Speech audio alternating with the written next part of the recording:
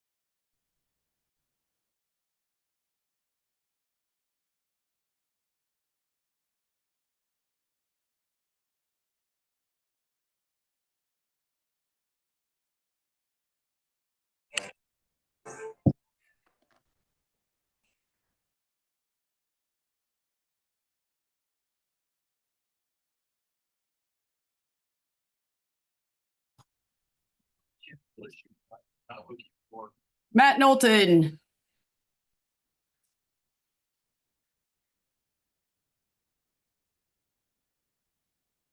Matt, are you on yet?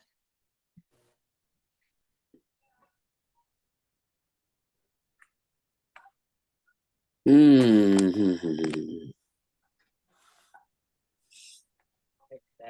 Did you have something? Yeah. With what we do on the Matt is still on the CFOA meeting. Am I all automatically signed in? This is Art Tabazon, Long Beach unit. Hi, Art. Hey, so for you to get credit, there will be a link at the end of the meeting that you'll get to just put your name and association affiliation into, and that's how you get credit for the meeting. But you're on, and you'll get to see everything that everybody else gets to see. Thank you. Mary, what association am I in? Tony Eugenio, do you know? I don't. Where do you live, Tony? In Wildemar, but Kate Turley is the one that got me signed up for flag football.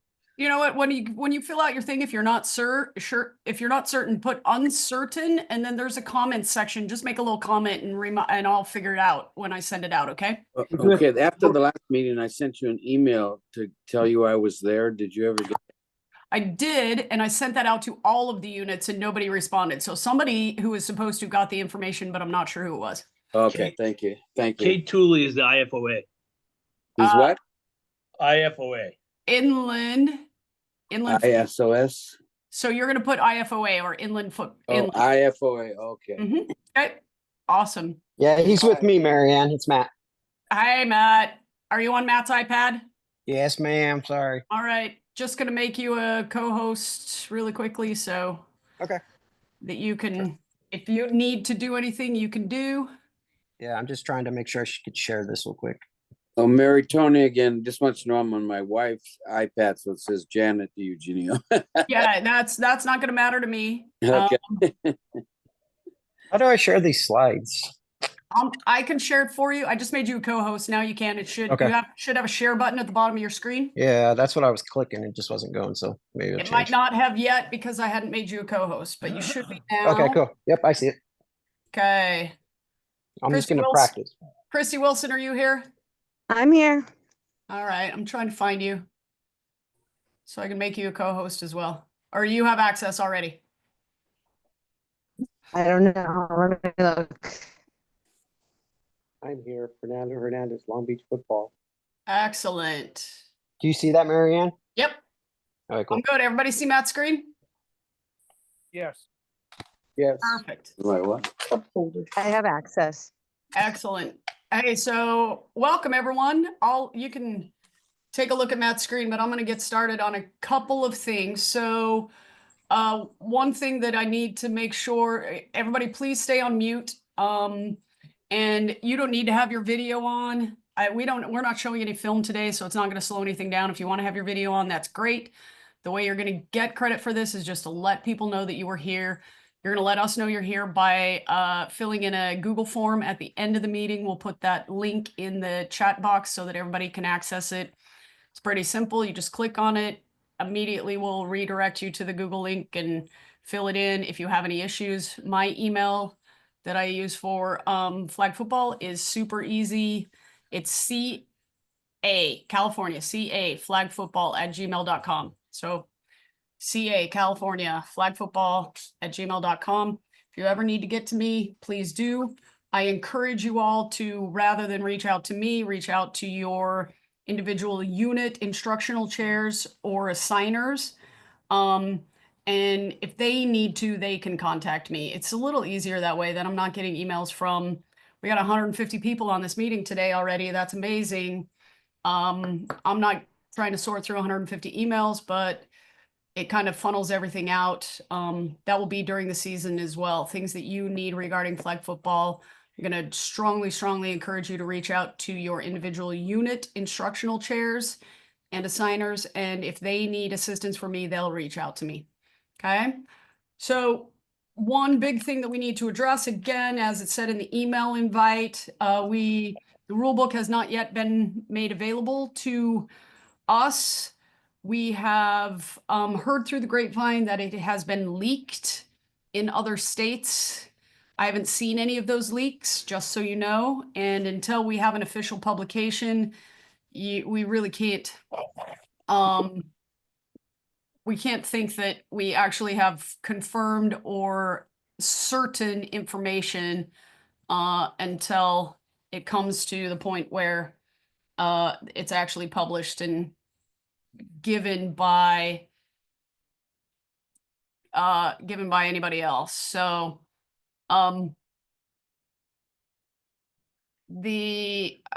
Matt, just so you know, we're seeing your a different screen now. There it is. Okay. Not that it matters when you're not there yet. So what I have to offer you today, as far as rules and rule book and things go, there are going to be a lot of rumors. Some of them are going to be true and some of them are not. Please just be patient with us. It should only take another week or two, and then we're going to have access to the information that we want to have access to.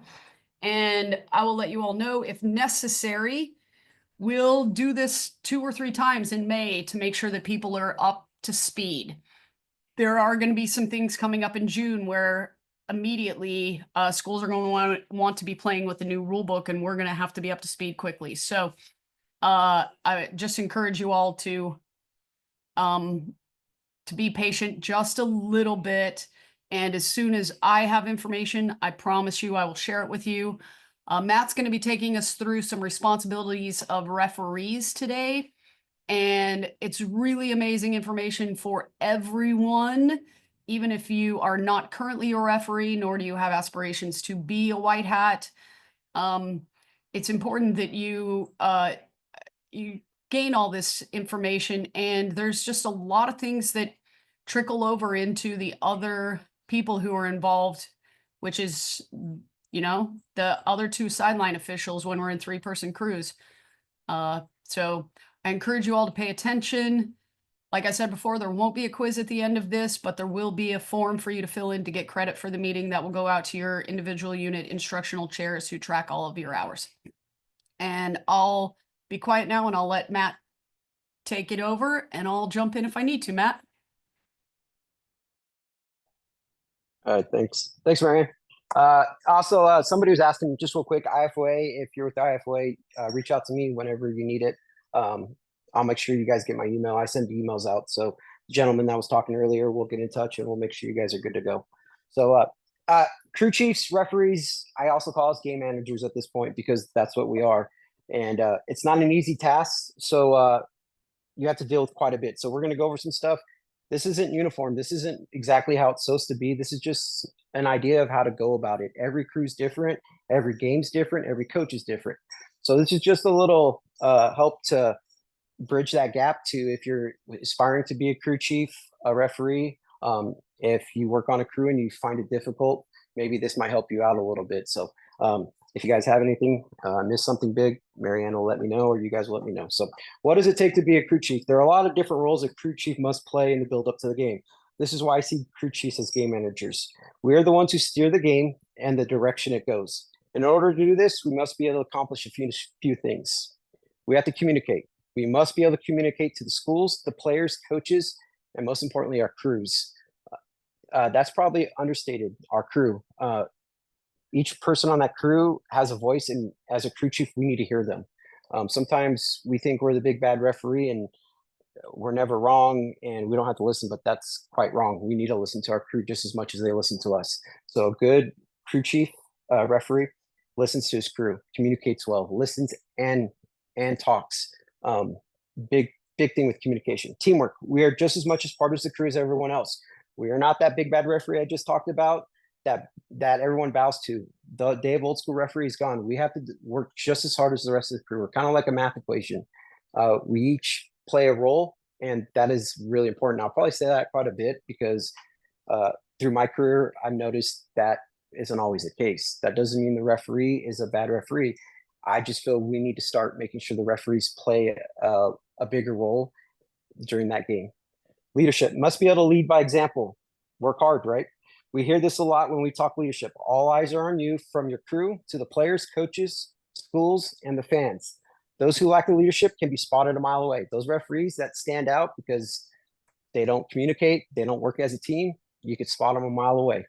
Most of us who've done it for a long time, you could see it. You could see them stand out like a sore thumb. Be open to feedback. Find a mentor to help you be a better leader, be a better crew chief. That's what really separated me when I wanted to be a crew chief. I found a mentor that said, hey, here's how you do it. And great example. So if you're interested in, find a mentor, somebody you respect and trust, and let them help you out with that. But that also goes to being a better crew member too. So, there's a lot to take from that. Responsibility. You're responsible for the game and your crew, whether you like it or don't. There are going to be some difficult games, but that is why you're in that position. People believe in you and believe you can handle that position. Have confidence in yourself, but don't be cocky. There's a difference between the two. Be confident. Be confident when you go out there, because again, you could stand out like a sore thumb when you're not confident. There's cocky and there's confident. And again, that stands out. Cocky, you think too much of yourself, you're the best.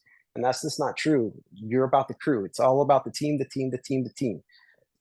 So just keep that in mind. Like when you go out there, be confident, but don't be cocky. I don't see referees as crew chiefs. We are game managers, because that's the role we really play during the game. And it all starts when you get the game. So when does it start? Everything starts when you are assigned a game and you accept it. When you go into arbiter, accept a game. Don't just accept your game and say, I got another game. Look at who's working with you, who's on that crew. Maybe it's not your normal crew. This is a chance where you get an opportunity to look who's on your crew, who do you know, and who do you not, because you're going to want to bridge that gap to make sure you have a great game, and that's communicating to that crew. If after 24 hours your crew members have not accepted the game, reach out to them. Help out your assigner. That assigner has so many games every day that they have to deal with. People calling off, admin calling them saying, hey, I need to change the game time, or somebody calling off saying I'm sick. They don't have time to continuously check to make sure this person accepted the game, this person, they don't have time for that. Help them out a little bit. This is also a great time to know your comfort level with your crewmates. Do what you can with limited time to understand their abilities. Pick up the phone, call them out. Call them up and say, hey, I haven't worked with you, just figuring out who you are. Good chance. This is a golden opportunity to start that communication with somebody you don't know. Don't be afraid to reach out to somebody you haven't worked with. And that's what's next. Who am I working with? If it's not your normal crew and you don't know, reach out. Also, who is playing, when, date, and time, where at. This is really important throughout the season, but especially important for playoffs, because a lot of schools play in a different field. So even though it might be, I don't know, Modern Day and Centennial, they don't play at either of those schools. They may play at a JC or another school. So pay attention to that. And also get into your huddle and watch film on the teams who are playing.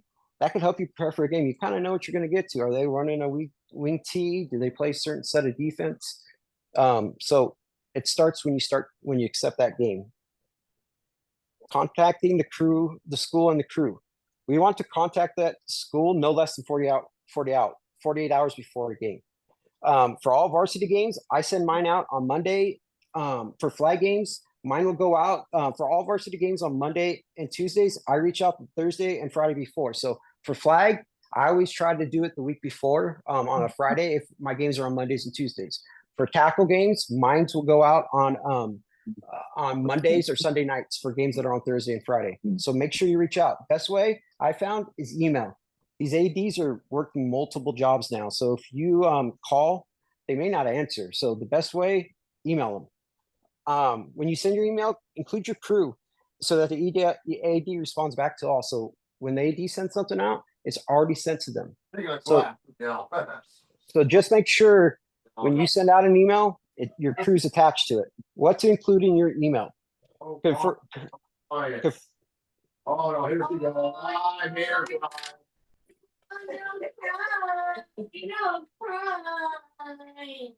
What's your at? Happy. Everybody needs to remember to mute their microphones, please. There's your uncle.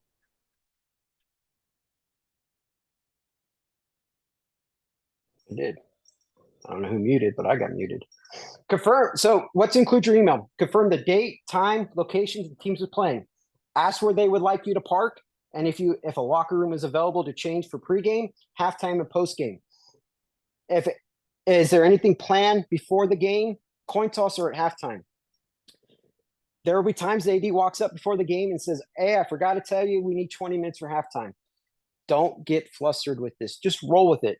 Nothing changes what we do in that game. Okay. So if for some reason the AD forgot to tell you, hey, we have homecoming or we have senior night, don't let that mess you up. Just stay focused on the game. We'll adapt to that. Lastly, most importantly, does the school have anyone assigned to help us on and off the field? This is important, as something will always come up and we'll be unprepared for it. Be prepared for the worst case scenario. It will happen at some point in your crew. Okay. There's other stuff you could include, like who's your clock operator, box person. You formulate your email how you want to. I've taken a couple of years. I have my standard one, and all I do is change the date, the teams, and the time. And I send the same email out but that last one, make sure you have someone assigned to you. Something will go wrong at some point, whether it's some wacko fan or some coach being pissed off. Take a deep breath. You have administrators walking you out. It doesn't happen every game, but at least you'll be prepared for it. Ensure that the ADs will notify you of any changes as well on the schedule. Always a good way to prepare for the game. Okay. Watch film of both teams. If you don't have it, you can't use it, right? But you could also read your game report and talk to other officials who had either team. So there's ways to prepare even if you don't have film. You have your fellow officials. You have game reports that you do. For flag, we don't have those yet, but for tackle, we definitely do. But you could get to know, you talk to other officials, they'll tell you. Also, get to know your crew members if it's not your regular crew. Give them give them a call, talk to them. Stick to the mechanics as best as possible. Don't try to do your own little thing. Every crew does things just a little bit different, but I found if you stick to the mechanics book, you're going to find yourself doing things will be a lot easier for yourself. And be open as a leader. If someone has to say, hey, Matt, you could do it this way and be more efficient, be open. That's what a good leader does. Also, be approachable. I cannot state this. A great leader listens to his crew and hears what they have to say. Sometimes we're the leaders, but sometimes we don't listen. We don't hear what our crewmates are saying to us. And that really could be the difference between a great leader and somebody that sticks out like a sore thumb. I've always found the best way as a leader, as a crew chief, is to be approachable by your crew. If they don't feel they could come talk to you, well, you might not be doing a very good job. Make sure your crew knows at some point. This is really important because this comes up a lot on multiple, like say we both have one person has a false start, one person has encroachment. Make sure your crew knows at some point there'll be a time in the game where you as a referee may have to go against what your crew gives you. It happens. It's happened to me in my career, and it's going to happen to everybody. It's not personal. The referee is stuck. They have to make a decision that they feel is best for the game. You may be right at the end of the day, and if you are, you're going to get it attaboy. Trust me, it happens. But it's not personal. The referee is just trying to make a decision what's best for the game, and it's not personal, and people take it personal. But if you lay this out in advance, they're going to understand, like, hey, it wasn't that he doesn't like me. It's just we have to make a decision. Knowing your crew is important. We are only as strong as our weakest official. that doesn't mean we're weak officials. It's just knowing your crew. Like you may have a rookie on the crew, knowing their knowledge and capabilities, not pushing them past that will help you manage the game. Maybe you have a newer official on the side. Maybe you cheat to that side to help them out, but you don't want to push them more than their capabilities. If you do, you're going to probably find yourself digging yourself out of the quicksand real quick. You as the referee are the person responsible to help the newer officials succeed. This doesn't happen enough. We have to help our rookies. People forget you're a rookie at some point too. You were first year, you were second year, or third year. Be willing to help those officials out. Too many times I hear, oh, well, the referee didn't want to help me. He didn't give me any feedback. I don't know what I'm doing right or wrong. I cringe when I hear that. We're not perfect. We get a little grumpy. It's summertime. It's hot. So I get it, but try to work with your rookies. We don't do that enough. And I hate hearing rookies come back and say, I haven't learned anything all season. I don't believe that, but let's do a good job with our rookies because at one point they're going to be in this position too. Pre-game. So flag and tackle a little different. We're waiting for the flag stuff to come out. So when we get those times, we'll get them to you. But you should be hitting the field for flag no less than 30 minutes before the start of the game for a varsity. Pre-game. Make sure your crew arrives 45 to 60 minutes before a game. This is important to ensure you go over a few things about the game and have a chance for the crew to become a crew. Go over a few things, but don't stress your crew too much. Go over examples to go over like overtime, your pregame duties on the field.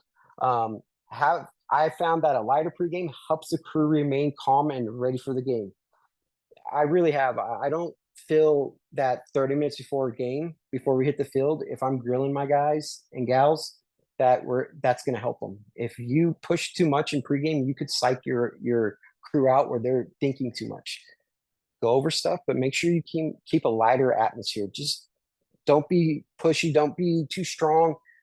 Talk to them. Find out who they are. You might find out more about them and what will help you in the game by keeping the atmosphere light. Like just having a basic conversation. Hey, what's going on? So-and-so, like, oh yeah, you do that. You might be surprised what you get. I found through my career when it's really stressy, it doesn't work as well. So for me, I recommend keeping it lighter. A light pregame. Go over little things like overtime, maybe measurement. Maybe you don't have your normal crew. Hey, who has box? Who has clip? Who has ball? That stuff is real quick, and then everybody has it in the back of the head. But try to keep your pregame light. Don't stress them out. But again, what each crew chief does for their pregame is completely up to them. This is just a guide to help you out if you're becoming a newer crew chief. Let the crew also know you got their back and support them during that game. You are as much as part of the crew as they are. Show that to the crew before the game, during the game, after the game. We're not there just to chop the clock in and give penalty signals. Work just as hard as the rest of the crew. You set the tone. The crew will respect you for that. That can't be understated. Telling that flank, hey, if you bang that early for a sideline warning, show them you're going to support them. Go over there and support them when they do it. Make sure they know. A lot of younger officials don't believe they have the confidence of a referee to throw that sideline warning. They think they're going to get yelled at. And for a rookie to feel that is bad. We want them to feel as comfortable as they can and to know that they have our support. But that goes for the whole crew. Support them as best as you can. There's going to be times where there's a disagreement, but when you can, support them. Give them the confidence they need. So field pregame. We should hit the field 30 minutes before the start of the game. Go introduce the crew to the head coach. We should always start with the home team in case they inform you of some changes. For example, we have senior night, Matt. Okay, no problem. Again, don't get flustered. Don't nut up. Just relax. We'll handle it. It's 5 more minutes. Not a big deal. When talking to the head coach, the most important question and really the only one, but again, every white hat has a different pregame talk with the head coach. You develop your own, but you need to ask, are all players properly equipped? Yes, no. It better be yes. He says no, he better get on it. Other things, every white hat kind of does their own thing. I walk up, introduce myself. Hey, coach, how's it going, Matt? And I go around introducing my crew. Then I say, hey, coach, are all players properly legally equipped? Do you have any special plays you'd like to talk about? Who are your captains? Are we going to play overtime? In tackle, you have to ask that in non-conference games. Is there a trainer present? Do you have a ball person? Do you have your box and your chain crew ready? Who's running it? Clock operator. Where's your clock operator? Admin. Who's your admin present? Everybody does it slightly different. I have my own in my head that I just rattle off. Some would like to have their crew do each position. I'll introduce them when I talk about the back judge, and I say the back judge will put his hand up at 10 and start counting down at 5. At that point, my back judge also includes anything he has to say. Same thing for my box operator. Whoever has the side of the chains. When I introduce him for the chains and I start talking to him, they'll bang out some things they want done too, and we just listen. So everybody kind of does theirs a little bit different. So I don't want to go into mine. I want each crew chief to develop their own at the end of the day. But do not let a coach hijack your pregame about their last game, their opponent, or issues they have about the game. Don't. Like, they could ask questions about a rule, but we're not going to hear about, oh, this crew did a crappy job this week. This crew is going to cut our running back or cut our lead blockers. We can only appreciate what we could see, but don't let them hijack. If they start talking over you and they just become very abrasive, hey coach, let me finish, and you might get your questions answered. And 9 times out of 10, it works pretty good. There's only a few coaches I know of in our area that try to hijack it, and you just have to. You don't want to be rude because you don't want to start bad, but hey coach, let me finish my pregame, and then if you have any questions, you could ask after that. That usually solves the problem. So if you have any issues, and put that in your pregame or your postgame in your crew report that goes out to your things. Hey, coach tries to hijack, likes to talk about the previous week. Put that in your game report. It'll help out the next crew that comes in to handle that situation. Field pregame. Make sure everybody is walking and doing a pregame duty. That includes you. Nothing looks worse than a crew standing around doing nothing. For flag, make sure you know what lines you are using.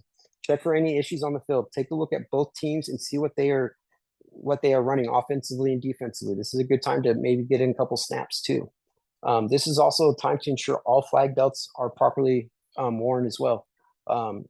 Also stretch if you need to before the coin toss. When you hit the field, each crew member should have a responsibility, whether it's checking game balls in, if you're the box person, making sure the box has 4 downs, chain, same thing. If we're doing tackle, back judge, you're going to go talk to your clock operator. Everybody should be walking the field. In flag, those lines are really important too, because it's a different setup. Maybe they don't have a line going down one of the sidelines. It's only dotted with cones. Make sure you see that. Make sure you also know what the back end line looks like. Sometimes there's 2 lines running back there. It could be a gold one on top of a white one. Gold's in, white's out. Make sure you talk to that other flanker, your back judge, and make sure everybody's on the same page and sees those lines. In flag, it's really important because sometimes the end zone is the out of bounds. So make sure you walk your field as the referee. You want to walk up and down and check those lines. Come back to your flanks. Come back to your back judge. Hey, I have gold in, white out on the back end line. Hey, the end zone on this other side is out of bounds. Make sure you guys talk as a crew. Look for divots or sprinklers if they're still using grass. Like, just walk your field. You're going to find out a lot just by walking your field up and down. Make sure you know your lines. It'll save you later on in the game so that you're not in the back of the end zone signaling touchdown, but in theory, they're out of bounds. So walk your field. Don't be standing around. There will be times when you do, like you did everything. I get it. But when you just hit the field and you just got done with the coaches and you're just sitting there talking to a fan or whoever, it looks bad. Walk your field, make it look good, make it look like you know what you're doing.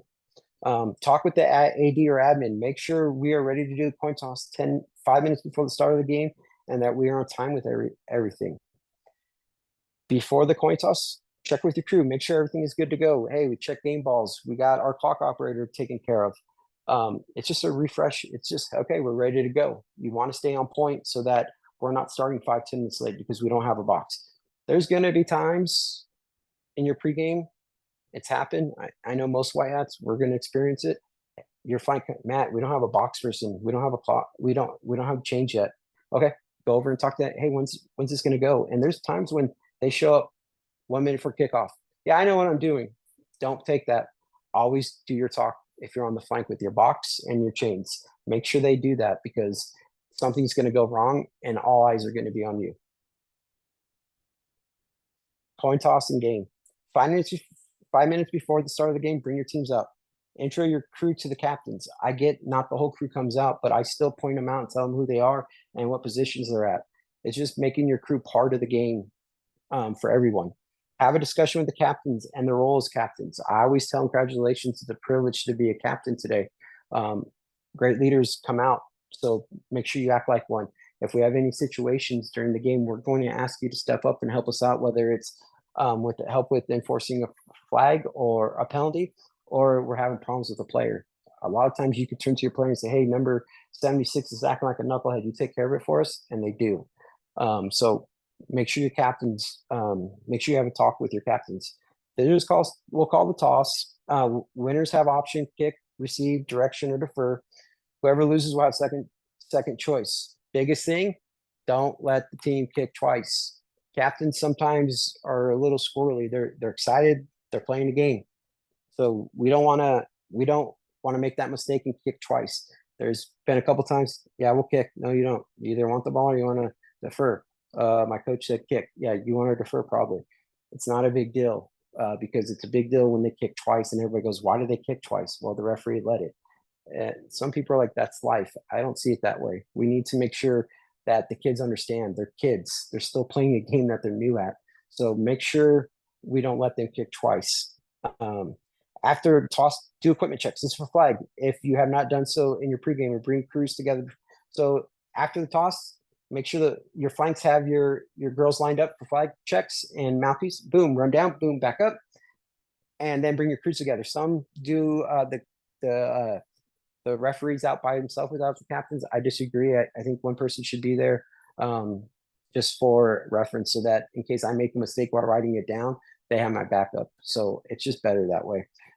Every crew will do something different though with the coin toss. So this is just a guideline, but after the coin toss, bring everybody together. My crew, we do a quick prayer, and then someone's picked out to say something, and then we break it and we hustle to our positions. Make sure you hustle to your positions. If you do that, don't just walk. Show some enthusiasm. Show the kids and the coaches that you're there to work a game, because that's our job. We're there to work hard for these guys, and there is that notion that we don't. But if we're hustling, people appreciate it. We steer the game and the flow of the game. If we are walking and taking our time, the teams will as well.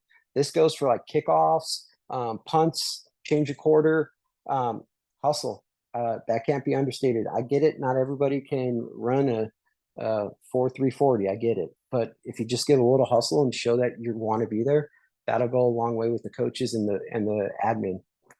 If we have an IW during a game or mistake, don't let that become the center of attention. Mistakes happen.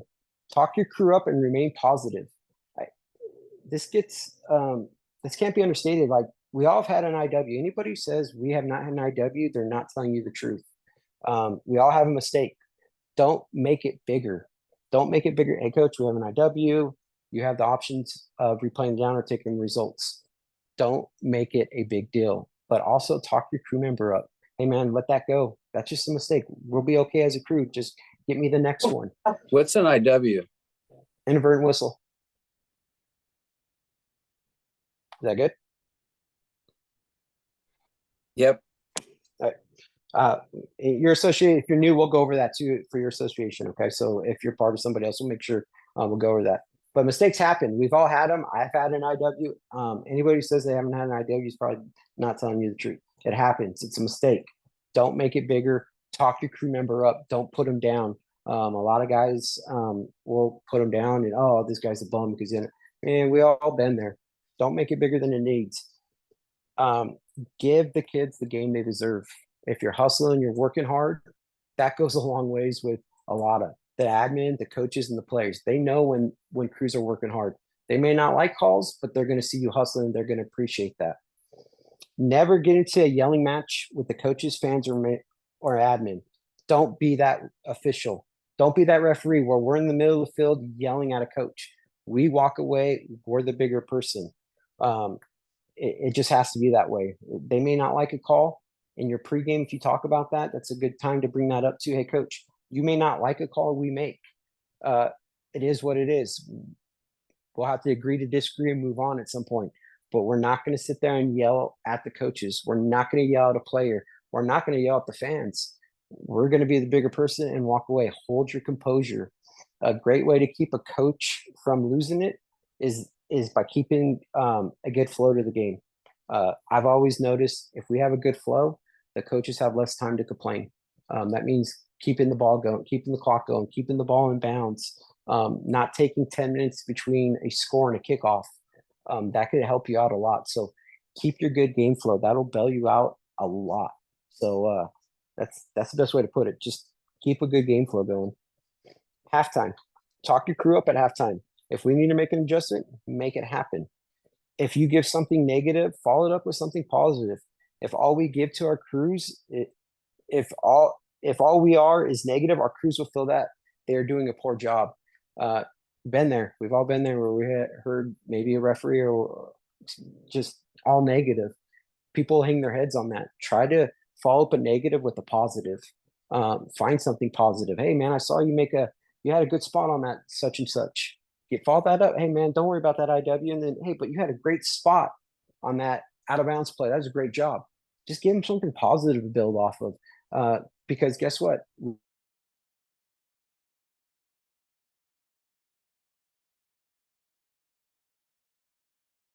Hey, Marianne, you can hear me still, right? Yes, sir. All right. Go at halftime, go around the crew asking if they have anything to offer they saw during the game. Be willing to listen. A great leader is going to listen just as much as they talk. This is important for crew dynamics. As the crew chief, white hat, game manager, if all you do is talk and you never listen back to your crew, they're not going to want to be there very long. You have to be open as a leader to listen to your crew as the feedback they give you. You could be making a mistake that you don't even realize. So don't be afraid to take some feedback from your crew. This could happen in the pregame, halftime, or in your postgame. So be open to feedback from your crew, but also go around talking to them. Hey, what did you see on this play? I saw this that way. What did you see? Take that time as a good time to bond as a crew during the game. Fix some things that you've been making mistakes on. But again, don't forget, follow up something negative with a positive. If all you do is negative, our crews are going to hang our hats, and we've all been there before. Post game, always have a good post game. Each crew does one thing. Each crew does it differently. A quick roundtable. Go around to each crew members, ask them, hey, what was something you saw that you like, and something that you saw that you think we could work on. A post game doesn't. A post game, everybody does it different. Some crews go and have a beer and a pizza.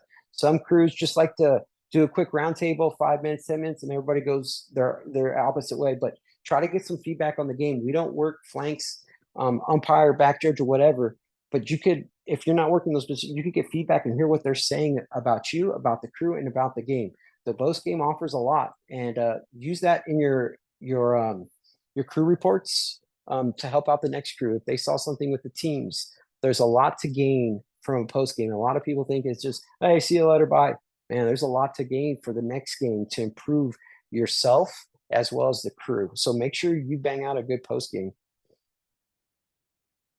Oh crap, I got to work with. So in Referee Magazine, they just had a recent article about a difficult crewmates. As a referee, you have great responsibility to learn teamwork with all types of officials and help them be their best on the field. It is important that a referee understands other personalities and be able to work with all types. It is crucial that we do not talk trash about our fellow crewmates. So like Gabby, Gary, Mayor, Mike, Free Food, Franny, Mystery, Matt, Mandy. Again, I've talked about that crew dynamics. You're going to get a game where you don't like working with somebody. It's life. It's a job, right? We take jobs all the time where we're like, oh, I got to work with this guy. Don't look at it that way. Look at it as a chance to improve as an official for them and for yourself. It is a very difficult job as a crew chief, and just not a crew chief, as a leader for any job when you and somebody don't get along. Put your egos to the side, because it's not about you. It's not about them. It's about the kids playing the game.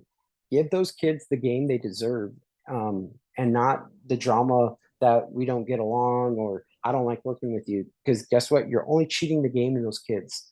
So put those egos to the side and work hard for your crew and work hard for those kids. I think Marianne's going to, she's going to send this article out, but I'll make sure. I can, leave your hey, Matt, let me jump in for just a second. Yep. I just wanted to,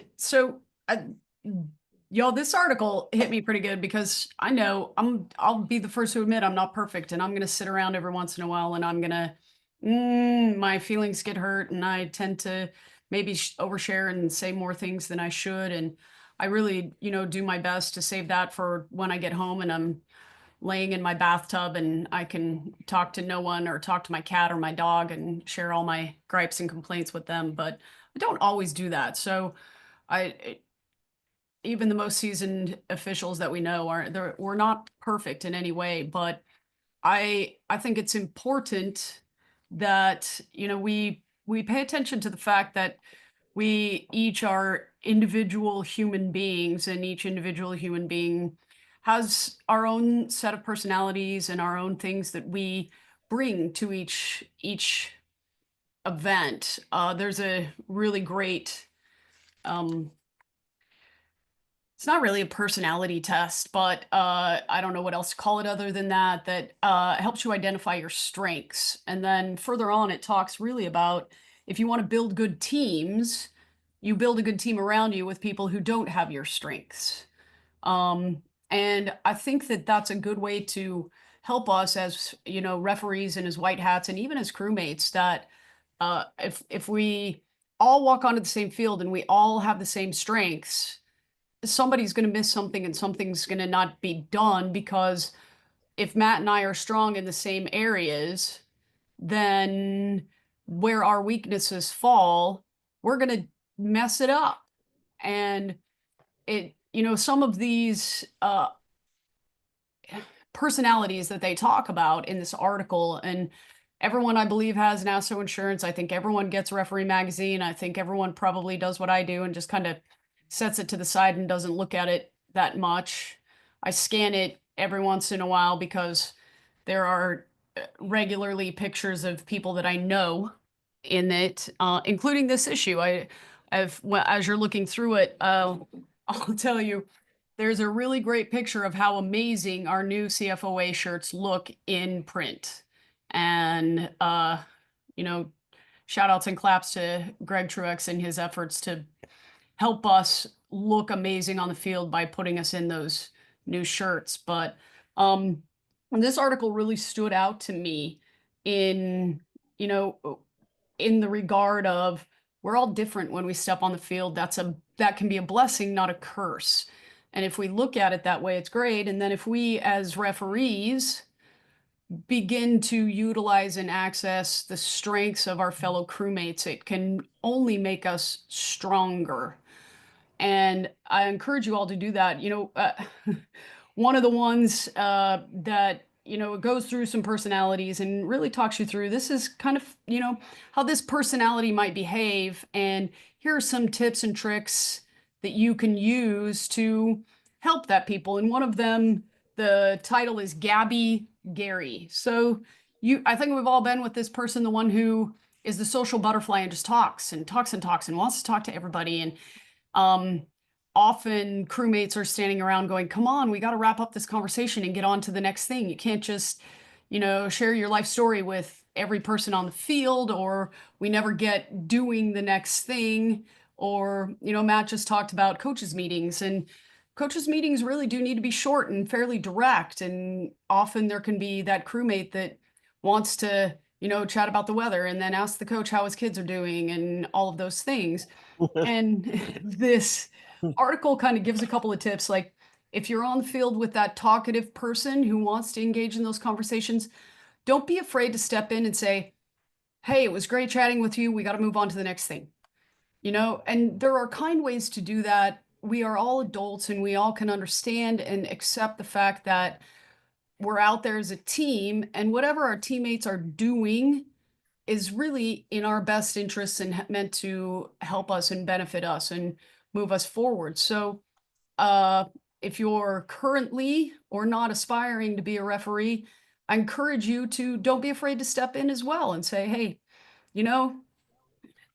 that's awesome. I'm glad the family's doing well. We're going to move on because we got to get flag checks done. Or, hey, this is great to chat with you. Let's move on. A couple of these others that it, talked about Smarty Pants Sam, that person that really is a little bit of the know-it-all and doesn't ever want to admit their mistakes. And we know that we run into those people. Matt just talked about inadvertent whistles, right? We all are going to make mistakes on the field, and it grinds on some people's nerves from time to time when you are on the field with that person who had an IW and then turns around and tries to act like they didn't actually even do it. So what do we do in those situations, right? Because we don't want to get angry and start screaming and yelling. That's not going to look good. And I think as referees and white hats, we can create a tone before we even take the field that in our pregame meeting, hey, I'm going to go out there today, and I don't know anyone who's ever had a perfect game, ever. So I'm going to make a couple of mistakes, and when we come off the field, we're going to talk about the mistakes that I made. We're going to talk about the mistakes that you made, and, sharing instances with your crewmates before you go on the field. Hey, you know what? In my last game, I know I was in a wrong position, and I'm pretty sure I missed a flag guard. I went home after that game and I looked on film, and sure enough, I totally blew that call. I just want you all to know that the thing I'm working on today is trying to get in a better position, because I really don't want to miss that call again.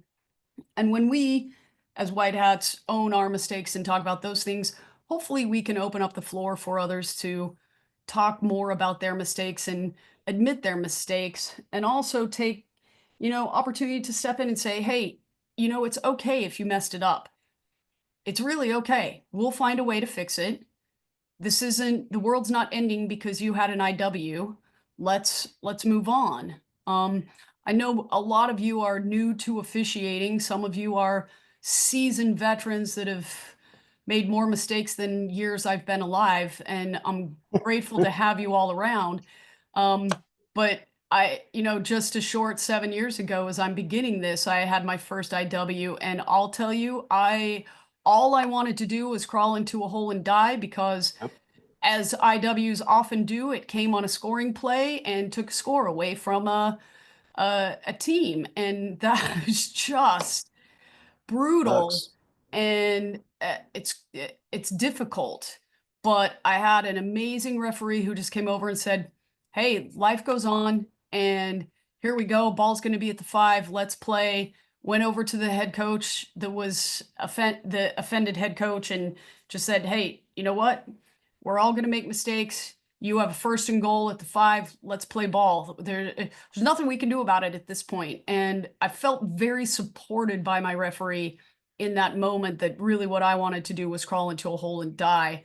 As referees, you have the opportunity to do that and help these young officials out. And young officials, I really encourage you to be the kind of official that can stand back and take feedback and not get your feelings hurt, and let your white hats know what your expectations are. Hey, you know what? I don't take feedback well, so be gentle. I want you to give me feedback, but I bristle a little bit. I'll tell you, I was on the phone with one of my crewmates on my varsity tackle crew the other day, and we were talking about that, and about how we each, because as a crew, when we're together for all of our games, it's easy to get to know people, and it's more difficult in flag where we're working with different people all the time. But we were talking about it, and he's like, you'll find that I am direct and somewhat aggressive and giving feedback, and I don't mind if people are that to me. And I said, okay, well, you're going to find that when people are aggressive to me, I tend to cower and lean back a little bit, and it bristles me a little, and I turn into a little bit of a mouse from time to time, and sometimes it just pisses me off and I turn into a big fat raging lunatic. And when we get to know each other just a little bit, even if it's just 20 minutes prior to the game, about how we can communicate with each other better, how we can stay together as a team. It's going to help everyone. And referees, it's your responsibility to lead that framework by example, sharing, asking people to share, giving people a comfortable space to feel like they can share. And then at the end of the day, above all, just leave it on the field and leave your other stuff off the field, right? That's ultimately, I'm going to let Matt go back and finish these last couple slides, but I really strongly encourage you all, if you don't get Referee Magazine, I'll do my best to see if I can find it online. I didn't actually even look to see if it was available online. Most of their content usually is, but it is in print in this most recent issue of Referee Magazine, and I strongly encourage you all to just pull it out. It's literally an 8-minute read, but there are going to be a lot of things. I'll tell you, when I'm reading through it, I was like, oh crap, I'm that. Oh crap, I'm a little bit that too. And really made me look closely at myself and how I behave with my crewmates from time to time to check myself.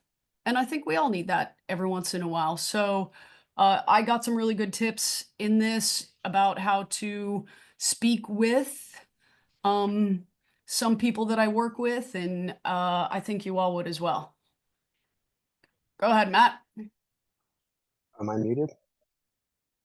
Nope. Real quick about that, inadvertent whistles. Lean on your, like, if you make that mistake, lean on your crew. If you don't, that's when you make the biggest mistake. I don't want to go over like, oh, this is on my IW. I didn't listen to my crew when I had an IW. I wanted to stick with my call because I didn't want to be wrong. And guess what? That was the biggest mistake. It wasn't the IW. And guess what? Like Marianne said, it was on a scoring play. It also was when my assigner was standing literally 5 feet from me, evaluating me. And I threw my flag, my beanbags. Hell, I even threw my hat, I think. And yeah, I had an IW. But I didn't. The biggest mistake wasn't the IW. It was I didn't listen to my crew. My crew tried to save me and say, "Hey, Matt, that's an IW." They let me fall on my sword, and that was the mistake. And it bothered me all year. Like I wanted to email that school and go, "Dude, I messed up. I'm really sorry." I actually think it might have affected their playoffs, to be honest, but I don't remember. But lean on your crew. That's what we're talking about. Even if you're not the white hat, lean on your crew when you make a mistake. As a white hat, when they make a mistake, be there. Be there to support them and let them know, hey, we're crew. We're gonna get through this. It's a mistake, and the quicker you move on, the better. And like Marianne used in that example, her white hat went over, told the coach, "Hey, it's your ball first and go out the 5. Let's play football." And that's all you can do. You can't do anything more. Just take the play for what it is. It's either a replay the down or take the results of the play. So, but the biggest thing to take away from any IW, an inadvertent whistle, is lean on your crew. Let your crew help you out, and don't make a mistake a bigger mistake. I can't stress that enough. I tell everybody, anybody who's new on my crew, do that. Also, Marianne talked about as a referee, and we talked about communication, teamwork, leadership. I go out and find people that compliment me, that make me better, not just in football, but as a person. They helped me get God in my life, and I go and find guys that I feel help me with my weaknesses. My back judge, he no matter what's going on, the dude smiles. Everything's going in a handbag, just going sideways. That dude's always smiling, and he makes it just that much easier. So as you're building your crews through the years, you're going to find guys and gals that help you be a better official, be a better referee, and be a better person. You might be surprised what you get out of your crew. So I thought Marianne made a great point about find people that don't have the same strengths that complement your weaknesses. And the same thing, you'll be surprised how you can help your crewmates be better as well. So take that for what it is. Find that crew, those people that you like working with, and they like working with you, and make it work. Make your weaknesses become your strengths, and let their weaknesses become their strength, because that's what a crew does throughout a year.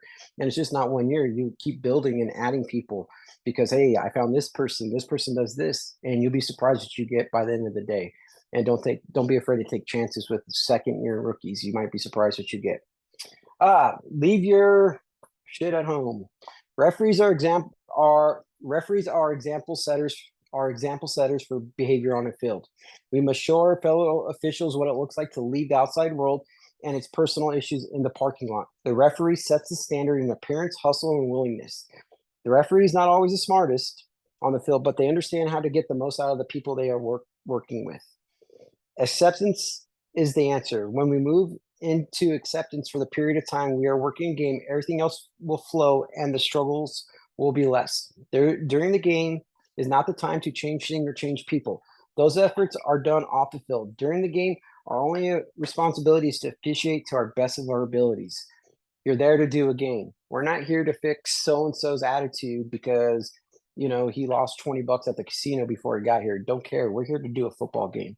And it's kind of like what we were just talking about with being a crew. Find your people that you could work well with. You're not always going to get that. You're going to have bad games, or you're going to have not bad games. You're going to have games you just don't like working with somebody. Again, put that ego to the side. When we walk on the field, we set the tone. We steer this game as officials, as the referee, the game flow, how quick you want to do things. Remember, understanding your crew, though, you don't want to go faster than you can because you're going to make a mistake, or your crew member is going to make a mistake because you're pushing too hard on them. Understand your crew. As the referee, we set that example. Your uniform should look neat and clean. Don't come in on a varsity game with a hat that you could see all the brown stains in your hat. Throw that thing in the washer. Those things wash and then air dry it. You set that example. Your shoes should get a little thing to brush off the dust. Your flag should look clean. Your whistles. As a referee, you should have extra gear. That's part of your job as a referee. I've handed out flags and bean bags. Every year I buy 2 or 3 extra ones just to have. Yeah, that's money out of our pocket, but that's also your job as a referee. You want to make sure your crew is prepared. And that might be, hey, here's a flag. You forgot your beanbag. Here's your beanbag. It happens. Sometimes we drop a beanbag on the film. We forget to, like our back judge may drop it and forget to pick it up or can't find it. It's not a big deal. Make sure your crew is game ready by you being ready. Check your equipment before you leave your house. You know, games are coming on Monday, Tuesday, Wednesday, Thursday, Friday, Saturday. So on Sunday evening, you should make sure you have all your gear, your uniforms ready. You may have to wash every day, but you know where your flags are. You got your whistle clean, beanbags ready to go. My hat's clean. I'm ready to roll. I have my varsity hat, I have my varsity gear, and I have my JV gear. That's just something I worked over time because, you know, we change our equipment out. Don't be afraid to have backups. I bring backup shirts as well and backup hats. You're setting that tone. If you're ready, your crew's going to be ready. And if somebody forgets a shirt or, you know, for some reason they don't have their hat, you have it. So always be prepared for the worst case scenario or for somebody missing something. Foul reporting. We didn't go over this yet, but the foul should be reported to the offended team's head coach. Yep. Yeah. Hey, we're right at Cool. getting I'm close good to with one. We're getting really close to 1 hour. So let's hold off on the rest of this for That's it. another meeting. We'll add foul reporting for referees into the mechanics when we go over mechanics in June or July. Love it. Your show now. Thank you. Yeah. Everybody, thanks for being here. I'll add one more thing to the end of those slides. Well, let me put the thing in the chat really quickly so you all can get credit for your attendance. The link, the Google link is in the chat right now, so you can go ahead and fill that out. We, just so everybody knows, we'll have another meeting in May. Again, if we need to have more meetings to make sure that we're thorough on the rule book, we will be doing that. It's going to be a lot of work put in by all of us to make sure that we're ready to go. So just be ready to put in a little extra time and effort. All of your instructional chairs, as well as myself, will be putting in a lot of hours to make sure that we have good instructional material to make sure you are ready, but your assistance in making sure you get into that rule book as soon as it's available will be extremely helpful. I see one hand up.